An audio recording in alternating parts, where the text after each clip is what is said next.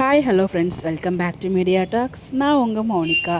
Sorry guys, நேற்றுக்கு எனக்கு health issues, எனக்குமே உடம்பு சரியில்லை. அண்டு எங்கள் வீட்டில் என்ன தான் நடக்குதுன்னே தெரியல. பேக் டு பேக் ஏதாவது ஒரு பிரச்சனை வந்துக்கிட்டே தான் இருக்குது. ஸோ அது ஒரு பக்கம் மனசளவில் கொஞ்சம் சோகமாக இருந்தாலும் எனக்குமே உடம்பு சரியில்லை. ஸோ அதனால தான் பார்த்தீங்கன்னா நேற்றுக்கு என்னால் எந்த வீடியோவுமே பேச முடியல.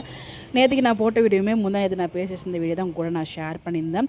ஸோ நேற்றுக்கு எபிசோடுமே நான் இன்றைக்கி தான் பார்த்து, நேற்றுக்கு எதுவுமே நல்லா பண்ண முடியாது. அதனால ஸோ இன்றைக்கி தான் நேற்றுக்கு எபிசோட் பார்த்துருந்தேன். ஸோ அது ஏன்டா பார்த்தேன் அப்படிங்கிற மாதிரி தான் ஆகிடுச்சு. இன்றைக்கி எபிசோட்ஸ் அப்படி தான், நேற்றுக்கு எபிசோட் இன்றைக்கி எபிசோட் சேர்த்து தான் பார்த்தேன். ஃபஸ்ட்டு இந்த வீடியோவில் நேற்றுக்கு எபிசோட் மட்டும் நான் பேசலான் இருக்கேன். ஏன்னா இன்றைக்கி எபிசோட் இன்னும் மோசமாக தான் இருந்துச்சு. ஸோ நேற்றுக்கு எபிசோடில் நான் ஆக்சுவலாக வில்லிகள்லாம் ஒன்று சேர்ந்துருக்கும்போது கண்டிப்பாக டிவோர்ஸ் பற்றி தான் பேசுவாங்க அப்படின்னு நினச்சேன்.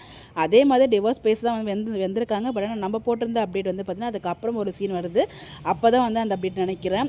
ஸோ அது ஏங்கிறத அடுத்த வீடியோவில் நான் ஷேர் பண்ணுறேன். ஸோ நம்ம நினச்ச மாதிரியே சித்தியும் பாட்டியும் வராங்க டிவோர்ஸ் கேட்டு. அது ப்ரிவியூவில் தான் காமிக்கிறாங்க. பட் அதுக்கு முன்னாடி பார்த்திங்கன்னா நம்ம விஜயும் காவேரியும் பேசிக்கிட்டு அந்த ஒரு விஷயம்.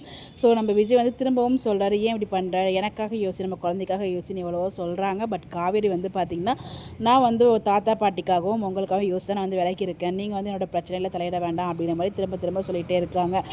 ஸோ அப்படியே ஒரு பக்கம் போயிட்டுருக்கு. ஸோ அதுக்கு முன்னாடி ஸ்டார்டிங் எபிசோட் பார்த்திங்கன்னா, ஸ்டார்டிங்லேயே நம்ம காவேரி டேப்லெட் முழுங்கணும் அப்படிங்கிற மாதிரி யோசிச்சுட்டு உட்காந்துருப்பாங்க. டேப்லெட்டே முழுங்குவாங்க.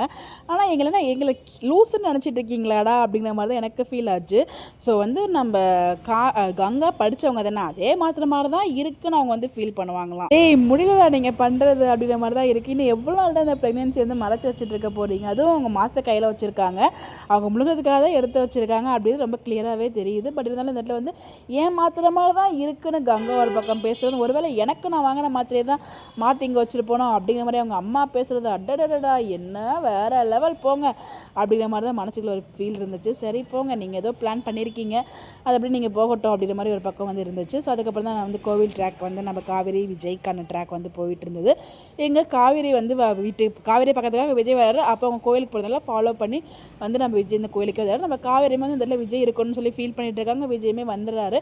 விஜய் வந்ததுக்கப்புறம் அவங்க நார்மலாக ஃபீல் பண்ண ஆரம்பிச்சிடறாங்க. ஸோ எங்கெங்க போச்சு உங்கள் பாசம்லாம், வீக்காக எப்படி இருந்த வீக்காவை இப்படி கொண்டாந்து உட்கார வச்சிருக்கீங்களே அப்படிங்கிற மாதிரி மனசுக்குள்ள நமக்கெல்லாம் ஒரே பதட்டமாக தான் இருந்துகிட்ருக்கு. பார்க்கலாம் என்னதான் பண்ண போகிறாங்க அப்படின்னு சொல்லிட்டு. ஸோ நீங்கள் என்ன நினைக்கிறீங்க, உங்களுடைய கருத்துக்களை மறக்காமல் கமெண்ட்டில் சொல்லுங்கள். நேற்றுக்கு எபிசோட எப்படின்னா, இன்றைக்கி இருக்குது பாருங்கள் ஒரு பிரமாதமான எபிசோட், அதை பற்றி நம்ம தனியாக பேசுவோம்.